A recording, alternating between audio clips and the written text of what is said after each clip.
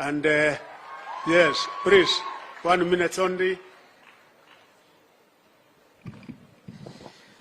Thank you, CS. Your Excellency, the President and our Deputy President, na watu wa Mogoiri Girls, good afternoon.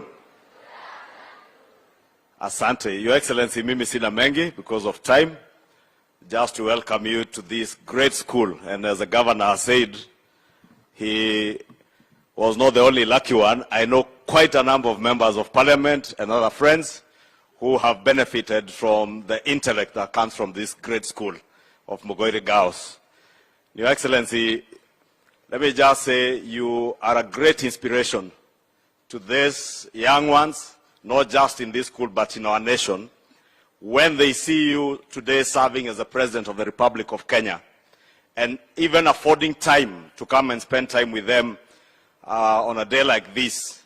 You inspire them to know that they can grow to be anything that we want to grow into after their studies, after working hard in school.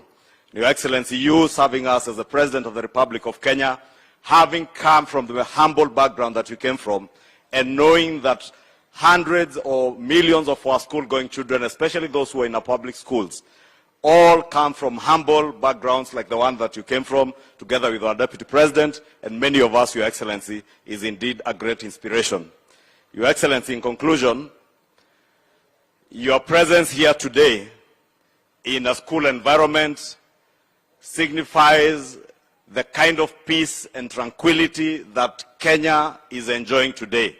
And I must take this opportunity to thank you for having ensured that the people of Kenya continue to enjoy the peace and tranquility that they prayed for even as they went into elections, Your Excellency.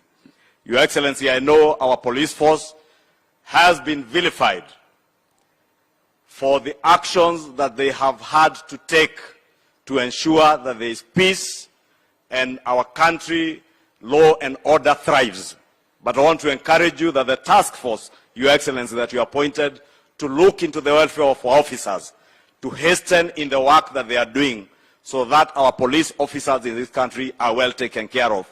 Well taken care of as well as they took care of the lives and property of Kenyans during these last 3 days when those who are engaging in subversive activities tried to interfere with the peace and law and order of our country, Your Excellency.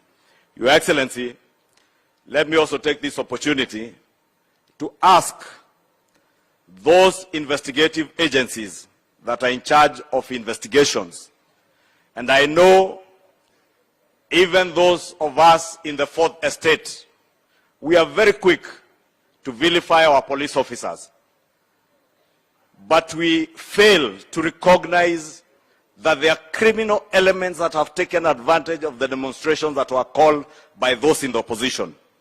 And we have seen even armed groups engaging our police officers with arms.